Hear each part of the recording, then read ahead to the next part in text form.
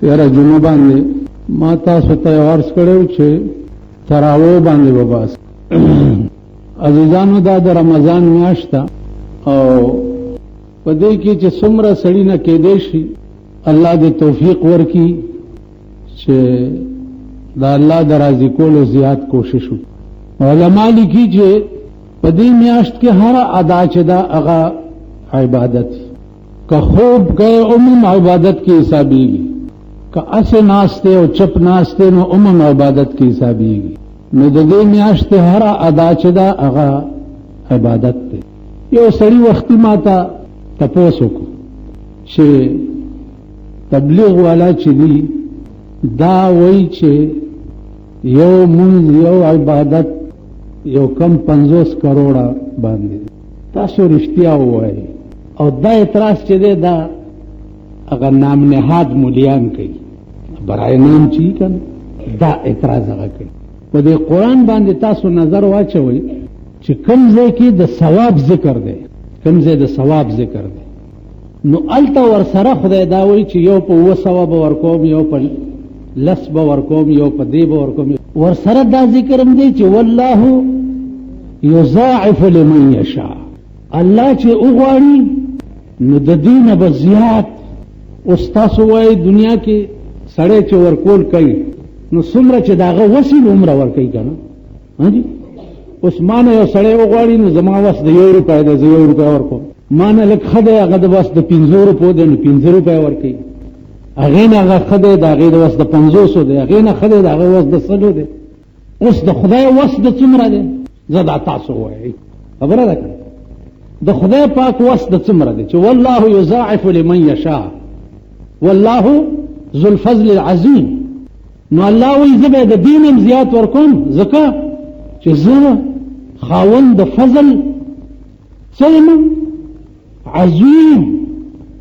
خاوند د فضل لویم. اوس چې الله کوم شي ته عظیم وایي خو د الله نه عظیم په دې کائنات کې بل څوک شته؟ زه د عظیم فضل مالک یم او چې زه وغواړم نو چاله عظیم ورکم. اوس تاسو اندازه وکړئ. بله ورځ راته د مردان یو سړي وی چې میر افضل خان وفات شوی دی مردان کې زمونږ وزیر اعلی چې د صوبې هغه نه 40 ارب روپۍ پاتې شوي 40 ارب هغه د چینو میلیونه نور میلیونه کارخانې هغه پرېږده نغد 40 ارب. دلته یو د جمعې مونځ ما پسې کړی بار په دې کوڅه کې ولاړو نو زه نو ما ته جواب راولېږلو چې 100 لکه روپۍ درلېږم او دا جومات نوی جوړ کا او لږې کولاو کا. ما جواب راولېږلو چې دا 100 لکه روپۍ د مردان فن نه رالېږي او که د صوبې د فن نه. مطلب مې دا و چې د جیب یې ورکړې او که سرکاري پیسې ورکړې. ما هم ډېر هوښیار سړی او خدای دې وبخي. اوس ما ته وی چې د مردان فن نه درلېږم مال زه جومات چې جوړول وغواړم د خدای پاک مهرباني ده زه جوړولی شم او بس زم کمزوری شم اوس او دا جومات هم بس زما تر وخته به ټیل ټالو کیږي. مطلب مې دا و چې ستا په پیسو یې جوړ کړم خو چیف منسټر به چې دی افتتاح له بیا راځي او زما وزیرانو سره رښتیا ته هم لګي چې وزیر نامه یې زما ورسره نه لګي ځکه چې وزیر نامه یې نو خدای به ښکرونه وکړي. اوس نه ګورئ 19% بجلی نور ګرانه کړه سوی ګیس نور ګران کو اوړی نور ګران کړه د غوړو ټیمې 800 روپو ته ورسو. دا هغه نګران حکومت دی چې مونږ به هم تر هغې پورې خیر غواړو چې څو پورې الیکشن نه شي. دا دبي زبان سره د بېنظیر ارمان خلکو ته ورولي. د نګران حکومت څه کار دی ګراني راوستل. دا د بېنظیر ارمان ورولي چې دا خلک بیا بېنظیر له ووټ ورکړي ځکه دا خلک به وایي چې بیړه یې غرکشه دی نه خو یې پلار خو تش کفن به یې ویستو نازوی خو ورپسې نوره کیسه خو درته یاده ده تاسو خیال نه لرئ. په داسې ملک کې مونږ اوسېږو او دا زمونږ مشران دي. نن د دنیا مشر سړی پاتې شو او نن د دین مشر سړی پاتې شو. زمونږ چې ښځې چاته خیرې کوي چې خدای دې دین دنیا خراب که که نه د پاکستان دین او دنیا دواړه خراب دي. دین هم خراب دی او دنیا هم خراب اوس په دې روزي کې په دې لبړه دا چې تراوی شلدي او کلست تراوی شلدي او کلست کاته دي ته خدای د قهر په لپیټ کې راشي بل جګړه تعالی نه درځي خو موږ دې کنه نو که یو سړی اتر رکعاته موږ کول هغه چاته نه کوم زه شل رکعاته کوم زه سلويخ کوم زه سل رکعاته کوم نو ستاسو کور رانی دي تاسو ډېر ته باقي مذهبي رنګ کې خبره کې راځه بیا رمضان تشه هغه ورځ ماته ویلي چې مذهبي رنګ کې بجي باس پیو کو چاته دی او کشل دی ما ورتل ما ابحث معك في هذه المسألة في العربية لا أكلم معك في الأفغان تطبيق تبحث معي في حق التراويح 8 أم 20 أبحث معك في العربية أتجي أو كشلي زو تبا باس بعربي كيكو وإنما على عربي نرى ما جتالا نبي نبي تخري زخر سر باس نكم بس ما عربي يلي وما عربي نرى ما انگريزي يلي ما انگريزي نرى زو جاهلم كنيمة كما زوجة ما يلي هغه ولی ما نرى خاص زباني جمع خرڅ کړي دي کنه نظام دي دانو رسول الله صلی الله علیه وسلم روایاتو کې راځي چې تراوی اتم کړي دي دولسم کړي دي او شلم کړي دي اخیری عمل د جناب رسول الله صلی الله علیه وسلم چې هغه د شلو رکعاتو دي امام طحاوی کده رفع الیدین حدیث ته کده امین بالجهر حدیث ته کلاس پسینه خود دې حدیث ته په دې ټول باب حدیث باندې امام طحاوی باس کړی دی په یو امام طحاوی باندې اکتفا کو امام طحاوی اول شافعی مذهب او اخر کې بیا حنفی مذهب شوی دی چې څو وخت کې خمو حقیق شو نو بیا شافعی مذهب حنفی مذهب شو او د بیا په یو لاین باندې د امین بالجهر په حق حدیث راغستی دي او په بل لاین باندې بیا د امین بالخفیه په حق حدیث راغستی دي بیا پکې نتیجه راځي دا چې اوس دې کې ابتدا عمل د پیغمبر څخه لپاره مثلا و بیانو پس کتا سمونځ کوي چې امام ولد والین وای نو تاسو بوای چې امین ټول وای کنه چې تاسو کړه امین په زور وای دا امین بالجهر غي ولیکل امین بالجهر اغي زکه کوي چې رسول الله صلی الله علیه وسلم امین بالجهر کړی دی ځکه چې پیغمبر په منځ ولاړو ولد والین وی نو په خپل وی چې امین نو صحابه مو وی چې امین اوس امام طحاوی وی چې دا وجه څه چې پیغمبر د امین په زور وی قران خو ویلي چې امین دعا ده او دعا چې دا هغه پټول زیات ثواب دی د تشنو جهرنا لکه ادعوا ربکم تضرعا وخفیا خدای یادوي تاسو تضرعا فعاجزای سره وخفیا او پټ نو امین استجب دعای امین دعا ده او دعا متعلق قران وی چې پټه وای نو پیغمبر ښکارولې ویلا نعوذ بالله دې کې خدا راضي چې پیغمبر د قران خلاف کړی دی کنه نو پیغمبر ښکارولې امین وی امام طحاوی وی چې ښکارای او ولی تعلیما للقوم دیږي کې امین زکه وی چې را پسې هغه خلق ولاړ دي چې کوم نو مسلم دي اوس منځونه ذکر دي او اسلام راوړی دي نو هغه تعلیم د پاره امین په زور امین په زور وی چې دې ته پته ولګي چې دیږي کې امین ول پکار دي ما خبره پوهیږي چې دې ته پته ولګي اخیری منځونه د پیغمبر چو اخیری منځونه تاسو وګورئ الطرف الیدین نشتا التامین بالجهر نشتا التپسینه لاسی خل نشتا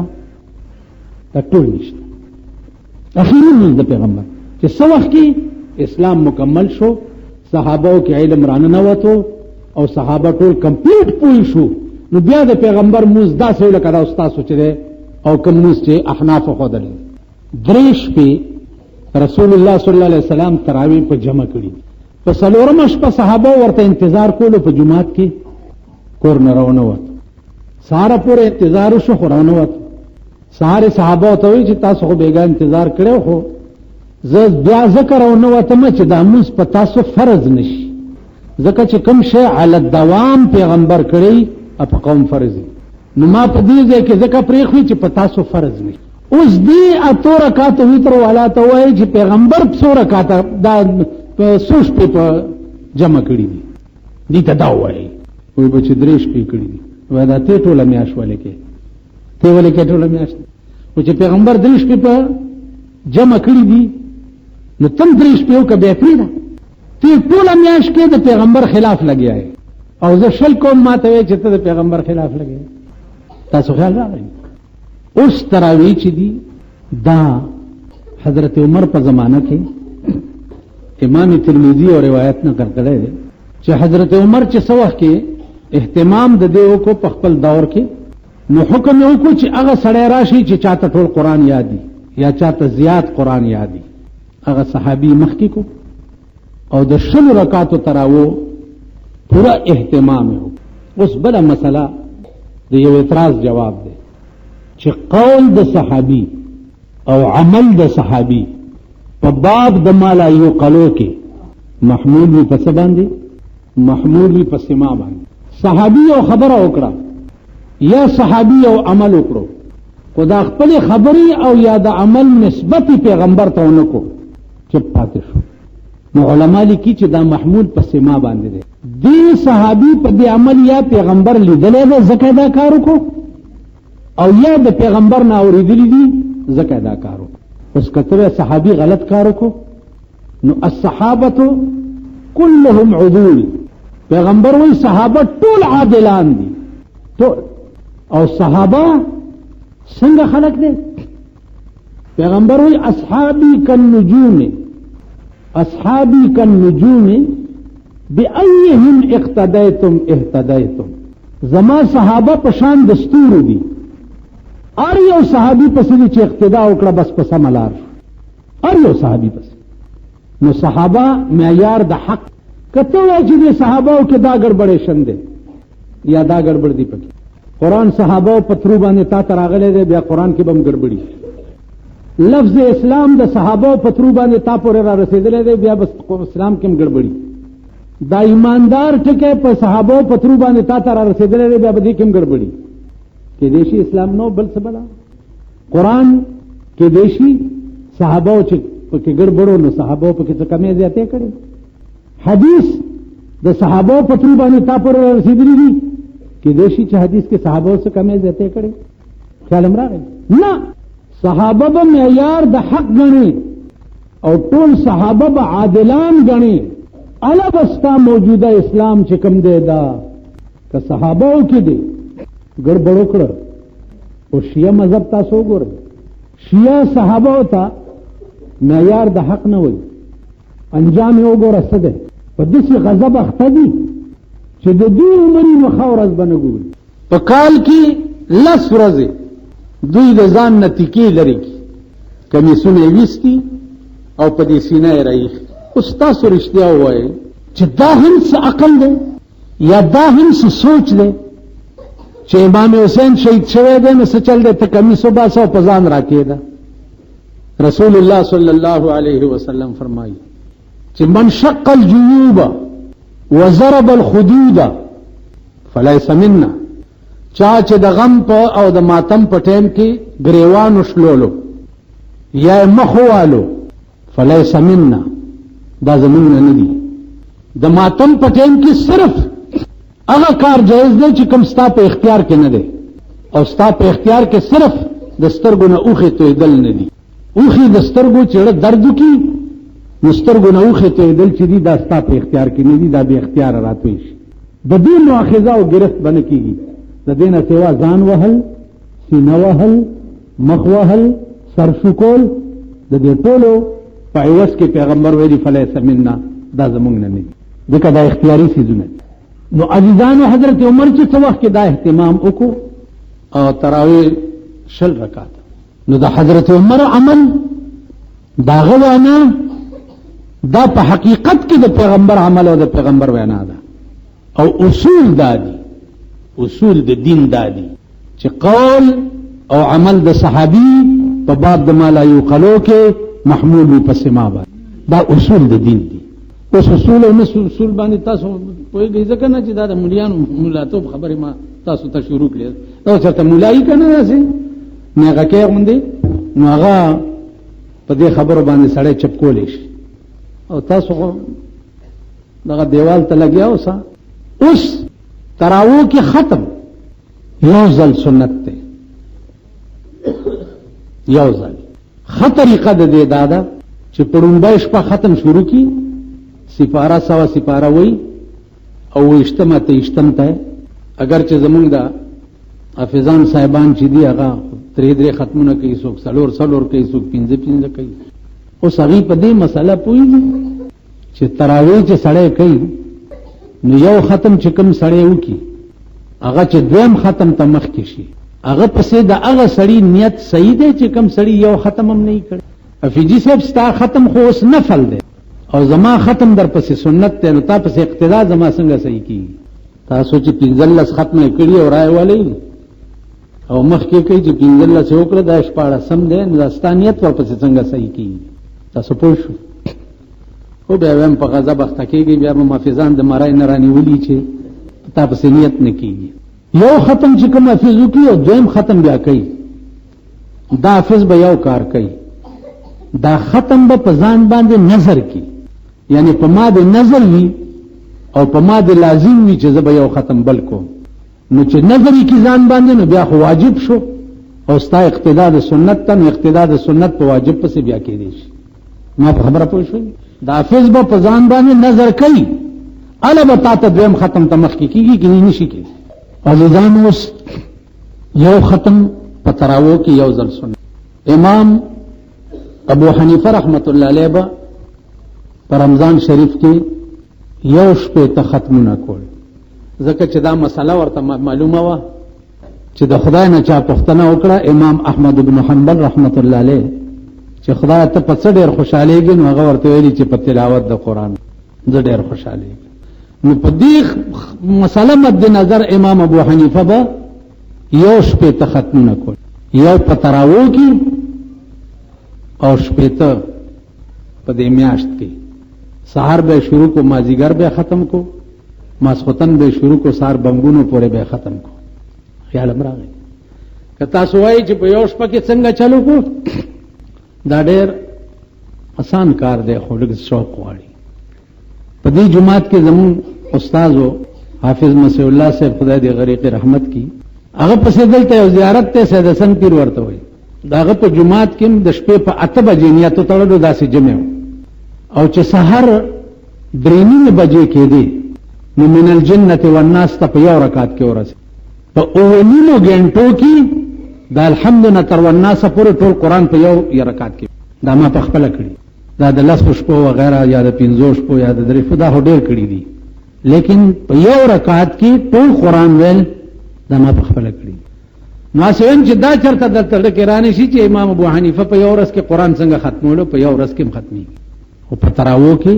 یو ختم سنت ته. الله دې سړی ته توفیق ورکړي چې یو کم از کم خامخا کوي. نو زما عزیزانو تراویح 60 رکعات دي. په بیت الله شریف کې تراویح 60 رکعات کی، په مدینه منوره کې مسجد نبوي کې تراویح 60 رکعات کی چې هغه مرکز د دین دی او منبع د دین ده. نو تراویح په حقیقت کې 60 رکعات دي. کاسه چا تنګولې چې نو مت دی یا ما تراولې کنه جی، او یا ورته وایي چې تحاوی وګوره چې 60 رکعات دي او کاته دي. خدا درته وایم عزیزانو چې په دې ملک یو زخم نه دی، ایو بزرګ وی یو زخم نه دی چې به جوړ شي، 1000 زخمونه مې پزړه دي مړ بشم. یو زخم نه دی چې سړی په باندې ملهم او پټایو لګي، ټول بدن د سړی زخمی دی. د کم علاج دی وجنا. بل خبره دادا روزه ماتیږي پس یو د سپېلنی لږه کول ولا نه دا ګوره چې ځان ته نږدې پرې نه دی. کدا د سپېلنو لږه د سپېګمو ته درنه اوته نو روزه دې ماتي. یا عام طور خلک دا دکانداران چې دی په دې روزه کې اگر باتای لګولي خوشبوې غوندې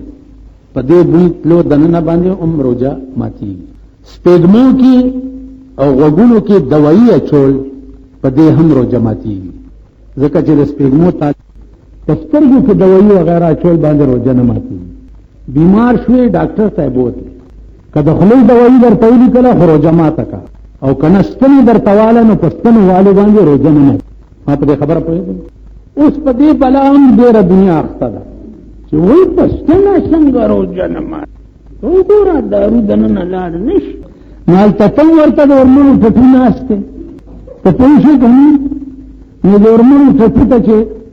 ګیره وخوځوي او داسې داسې وکړي چې وایي اسلام په خطره کې دی وګوره دارو دننه لاړ نه شي. نو د ورمړو ټټو ته 14 سنې یقین وکړي او راشي ما غوندې سړي سره په جنګ شي چې پښتنه څنګه روژه نه ماتي. مولانا حسین احمد مدنی، مفتی کفایت اللہ، مفتی شفیع، مولانا اشرف علی تھانی، مولانا شبیر احمد عثمانی د دې ټولو دا مسلک دی او دا فتوا ده چې پښتنه روژه. اوس دا فتوا چې ورکوله چلې څه کړی و؟ چلې دا کړی چې ډاکټران یې راغوښتي 2 میاشتې په دې ریسرچ 2 میاشتې چې دا د ستنې دارو چې په دې ولي کې وایي په مټ کې دا کم خوازي. ډاکټرانو ریسرچ دا ویلي چې دا دوايي د بدن په غوښه کې خو ټول وګرځي، لیکن د خېټه کې چې کومه معده ده آیا هغې ته دننه ځي که نه ځي، یا په دماغو کې چې کومه معده ده هغې ته دننه ځي که نه ځي. 2 میاشتې ریسرچ نه بعد ډاکټرانو دا فتوا ورکړه چې د ستنې دارو چې دي جوف د خېټې او د معدې او جوف د دماغ ته دننه نه ځي. چې نه دي نو دوی فتوا ورکړه چې اوس په ستنې والو روژه پوزه کې دارو چې راکاږي فوراً جوف د دماغ ته ځي، په غوږونو کې دارو چې واچې فوراً جوف د دماغ ته ځي، په سترګو کې چې واچې جوف د دماغ سره د دې کنکشن نشته. اوس بله خبره ده په دې خپه چې اوبه واچې روژه ماتېږي یا په لاسونو واچې یا په مخ واچې نه ماتېږي. ټیک ده. او که چا پوټه ځوړن کې او د لویه دسماتي په دې سوري کې چا اوبه در واړو نه اوس تاسو فتوا ورکوي سر د لاندې او خپې د پاس کوم او خپې د داسې کوم او د لویه دسماتي په سوري کې د پیپ ږدمه او پکې اوبه اړو روژه به ماته شي که نه؟ ولې؟ ځکه چې د دې سوري تعلق چې دی جوف د دماغ د خېټې سره د معدې په دې خبره پوه شئ. کوم سوری چې نیغ معدې ته تللی هغې کې دي چې څه ور واچول روژه پې ماتېږي. د کوم سوري تعلق چې دی جوف د معدې سره نه وي په هغې روژه نه ماتېږي. ټیک شو؟ نو دې وجې نه بعضې بزرګانو لیکلي دي چې په غیبت کولم روژه ماتېږي. که په روژه کې د چا پسې بد وي نو هم پې روژه ماتېږي. د بعضې ائمهو دا مذهب هم دی. په روژه کې به کوشش دا کوئ چې د کاروبار نه اوزګار ټیم درته میلاویږي نو تلاوت به کوئ. بل به په روژه کې د غیبت نه ځان بچ ساتئ. چا پسې د بدو والو نه به په شیشه ځان بچ ساتئ. ځکه چې د بعضې ائمهو دا مذهب دی چې څنګه روژه چې په خوراک ماتېږي داسې روژه په غیبت هم ماتېږي. ځکه چې غیبت ویلی شي د مړ رور غوښې خوړو ته. نو تا چې غوښې د چا وخوړې نو په ستا روژه ماته شي که نه شي؟ نو په غیبت باندې هم بعضې ائمه مجتهدین وایي چې روژه ماتېږي. نو یو به په روژه کې د غیبت نه ځان بچ ساتئ. دویمه خبره دا ده چې په روژه کې به کوشش دا کوئ چې دا ستا روژه په حرامو ونه نیوی شي او نه په حرامو ماته شي. دې ته به لږ ډېر زیات خیال کوئ او ډېر زیات احتیاط به کوئ. بله خبره دا ده چې تراویح کوئ نو په ټول رمضان کې یو ختم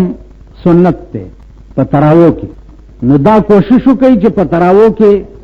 یو ختم وکړئ. په کار خدا دی چې په اول د رمضان باندې سړی ختم شروع کی او په 28 ختم کی نو ښه اطمینان سره به اوس حافظانم بد ورځې اغستی او قوم هم د خدای په قهر اخته دی ځان خلاصوي. خیال هم راغی دي نو چرته د 3 شپو ختمي او چرته د 7 شپو ختمي او چرته د 10 شپو ختمي او دا ګران کار دی. ځکه چې هر سړی 3 شپو ختم ته بوډا سړی چرته ودرېدی شي؟ کمزوری سړی چرته 3 شپو ختم ته ودرېدی شي؟ کینی مونږه د 1 شپې ختم هم کړی. په دې جماعت کې زمونږ استادو مسیح الله استاد خدای دې غریق رحمت کی نیت هم ورپسې 5 بجې وتړلو او سهار درېنیمې بجې چې شوې نو من الجنة والناس ته په 9 غنټو کې ټول قرآن په یو رکعت کې ویلې. نو هغه وخت هم جدا او تکړه مو. اوس عام خلک چې دي هغه خو نه د 3 شپو ختم کولی شي او نه د 2 کولی شي. پکار دادی چې امام ابو حنیفه رحمت الله علیه به یو ختم په تراویح کې کولو او 80 ختمه به اسې کول. 80 یو ختم به د ورځې کولو، سهار نه به شروع شو مازدیګر به ختم، او یو ختم به د شپې کولو، ټوله شپه به لګیاو. نو 80 ختمه به اسې کول او یو ختم به په تراویح کې کول. نو پروژه کې چې څومره زیات درنه کېدی شي الله پاک دې توفیق درکړي چې تاسو قرآن زیات ولولئ او ورته ناستې او بس ګورئ. امام احمد بن حنبل رحمت الله علیه خدای پاک په خوب کې ولید او پوښتنه یې وکړه چې یا الله ته په څه شي زیات خوشحالېږي چې زه هغه کار وکړم. نو الله ورته وفرمایل چې بتلاوت القرآن، زه د قرآن په تلاوت ډېر خوشحالېږم. کم سړی چې د قرآن تلاوت زیات کوي زه په دې زیات خوشحالېږم. نو څومره چې درنه عزیزانو کېدی شي په دې روژه کې هر ادا عبادت دی. که دې روژه کې اوده پروتي د اودتوب هم په عبادت کې حسابېږي. بله خبره بنیادی بله ده، کوشش به دا کې چې کم شی چې ته روژه ماتي له بندوبست کې دا به داسې خلک هم لټې او ګورې به چې د چا د روژه ماتي اهتمام نه او بندوبست نه، نو دا خپل به ورسره نیمه داسې نه چې تا ته د روژه ماتي په ټایم کې صاحبه سرکړي چرګان پراته وي او کبابونه وي او پکوړې وي او اچارونه وي او مربي وي او پلانې وي او ډنګړې، او بعضې خلک داسې چې د هغه د 2 روپو د پکوړو اغستو وسم نه، دا به بیا خوند نه کوي. په علاقه کې چې کوم ځای کې ته اوسېږې هلته به لټې چې اسې نه چې زما په دې علاقه کې داسې سړی نه وي چېرته چې د روژه ماتي بندوبست یې نه وي. د روژه ماتي په ټایم کې جبرائیل علیه السلام ډیوټي لګېدلی وي او څومره روژه نیونکي خلق چې دي نو د هغوی په دې روژه ماتي کې د الله طرف نه یو خوند او مزه راوړي وي هغه ورته په روژه ماتي کې اچوي. بل به دا کوشش کوي چې اسې نه چې ستا په دې کې څوک نهاره روژه ونه نیسي، اوړی نه غوړي نه چای نه چینی نه، دا کوشش به هم کوي. او دا زما په خیال چې هیڅوک نه کوي. که کوي څوک هر سړی چې ګوره ځان سره به ګوتای روانه کړي، خو دا تحقیق په علاقه کې هیڅوک هم نه کوي چې اسې نه چې څوک بې روژه ماتي پاتې نه شي. دا واورئ که په کومه محله کې او په کومه علاقه کې یو سړي نهره شپه تېره کړه، یو سړي، الله به هغه ټول کلی په جهنم کې اچي. ټول کلی ټوله محله او ټوله علاقه به په جهنم کې د یو سړي په سر اچي. حضرت امام حسن او حسین بیمارو بی بی فاطمه نظر ومنلو او حضرت علی چې یا الله که زمونږ دا بچی دې جوړ کړه نو په مونږ دې نظر چې مونږ به 3 روزې نیسو. خدای جوړ کړه چې جوړ کړه روزې ونیوې، چې روزې ونیوه ماښام روژه ماتي دپاره څه د اوربشو روټۍ او کجورې دا بندوبست این د روژه ماتي ټایم دی او اواز وشو په دروازه کې چې مسکینان یو 2 کسه یو او د الله په نامه. حضرت علی او بی بی فاطمه هم 2 کسه روژه دارو. څه بندوبست چې دی روژه ماتي راکړی هغه ټولو چت کو بار یوړ هغه مسکین ته ورکړ.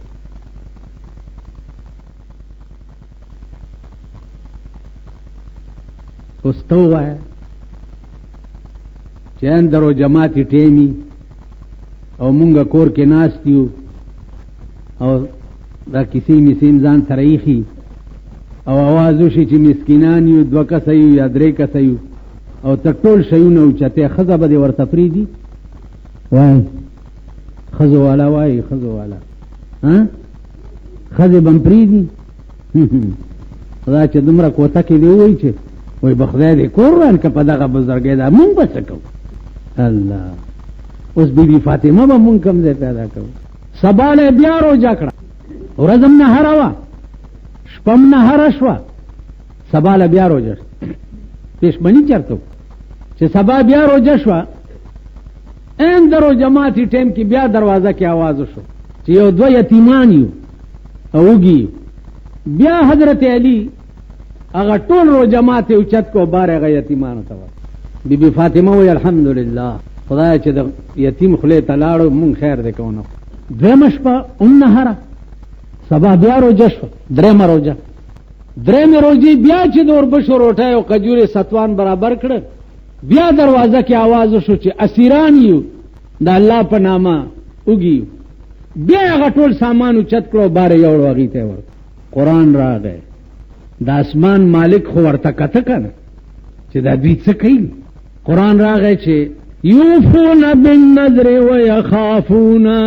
یوما کان شره مستطیرا ويطعمون الطعام على حبه مسكينا ويتيما وأسيرا ويطعمون الطعام على حبه کے ضمیر چاہتا راجے دے طالبان یہی کاری ہو طالبان ہو یاری جگہ دی شوئی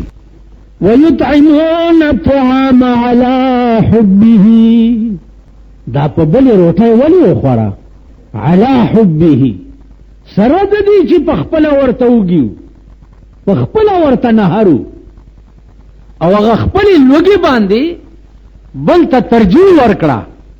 او بل لای ور اوس کدا څو وخت ما ته سوکراشي چې ز خپل اوګه مو روټه ته نه ما ته وي چې مسکینی مغریبه زک خانه خوارشي ز خپل اوګه ما تعالی ست درکم داسې بوای کنه بوای که شیخانی که مليانی که بزرگانی که پیران تاسو ته یو کیسه کړی ولته چې تراله امامو یو مومن ول راغی ول مولا صاحب وګه ما هغه ورته هغه ول وګه ما هغه ستیت کې ز چرک خونه ما و منډه کړه کوتا کې راواغستو مومن مخ کې منډه والو امام ورپسې مخ چراغ ما امام صاحب ته ما مولانا صاحب خو لګه روټه به ورکړی و جمعې شپه ډیر روټه راغلی دا ویل نه کې دا حرامیان عادت کیږي ته پوښي خبره اوس مونږ ټول داسې یو چې مونږ ته پرته یو ز خپل ورته وګم او بل وای چې زه یتیمم ز اسیرم خیال دراغه زه به ورته ما چې زورک شه خو هر چې ز خپل وګم تعالی صدرک تاسو ټول داسې یې کني نو دا اوس حضرت علی بس څوک پیدا کړي او حضرت فاطمه بس څوک چې ويطعمون الطعام على حبه مسكينا ويتيما واسيرا اے پیغمبر روټه په بل خوړا على حبه سرد دي چې په خپل ورته وګیو په چا خوړا مسكينا ويتيما واسيرا په مسكين او په یتیم او په اسیر تاسو خیال را نو عرض میں داو چې کمال دے دے دی ته وی چې سړی په خپل ځان بل ترجیح ورکی په خپل نه خو یو بل ورکی دا ډېر ګران کار دی ډېر ګران کار نو زما عزیزانو الله پاک دې دا صفتم در کې پیدا کی دا موایا چې زه غریب یم کتا تا د 500 روپو د اچار یاد نور سګن بلادي په گاډو کې چپراتی دغه سيزونو 500 روپو دا غستو توفیق خدای پاک درکو نو پاره کې نیم د خدای په نامه د ورکول توفیق هم درکړي زما خو رښتیا تاسو ته وایم د بچپن نه دو سيزونه خوختي زکه چې د بچپن ټول عمر موګه زیات تر روټه هغه دو سيزونو سره خوړلې یو پکوړی او یو چټنی مرچکه ټکولیو پکې وګا چولیو دا دو سيزونه زما د بچپن نه ډېر خوښ پکوړی کته د 500 روپو والد هغه نیمه د خدای په نامه ورکولم توفیق خدای درکړي اوس ما دیګر کې مونږ وایو چې ګرانی دا او پلانې دا او ډنګړې دا نو ګرانی زکه دا چې مونږ د روزه کې وګورئ تاسو ار سړی چې ما دیګر رواني سالور 15 غوتای لاس کې نیولې اچار بیالی مربع بیالی پکوړې بیالی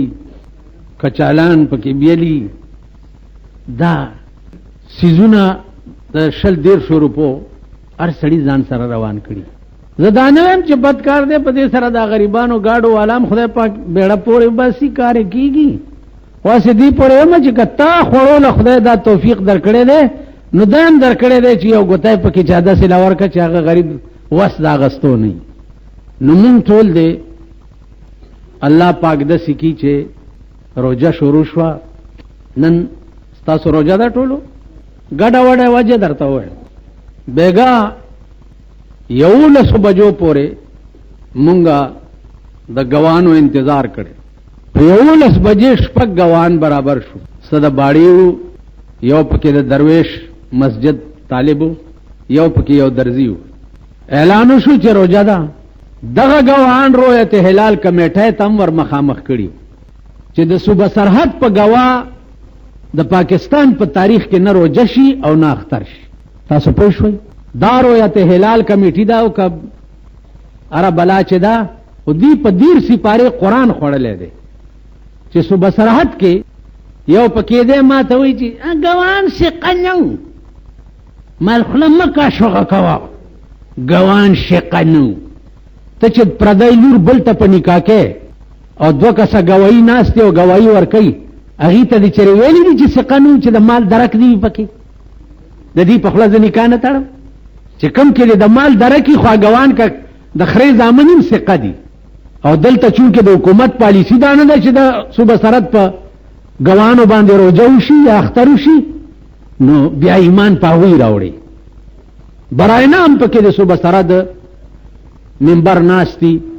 کني د صوبه سرحد په شهادت په تاریخ کې نه روزه شوه دا او نه اختر شوه او تر 11 بجو پورې مونږ ور سره رابطه ساتلی. نو عزیزانو عرض مې داو چې د روزې لپاره په اسمان کې چې علت یو غوام کافی دی. یو غوا چې سقوي او یو غوايي اغم کافی دی په روزه کې دی. د شپږ نو د خدای په لوی کرم بکیږي په عقل ګرانه د زما د آشنا مینا د خدای مهرباني کوي هم ټول بټیک شو. کینی خدای پر راستای کې په پاکستان کې خو د مونږ نه 1970 سرمایدار پورې او تر غریبه پورې ټول د خدای په عظیم قهر گرفتار. ټول د سړی تو بوی پکې نه پکې د شرافت بوی شته نه پکې خدای رنگ شته نه پکې د ایثار ماده شته چې په خپل خبرې د بل خبرې له ترجیح ورکی دا ماده پکې نشته. نو بس خدای دې فضل کوي. دا مې د روزې خبرې درته ځکه وکړې چې الله دې توفیق درکړي چې نن نه دا رنګ په ځان باندې لاو کوي.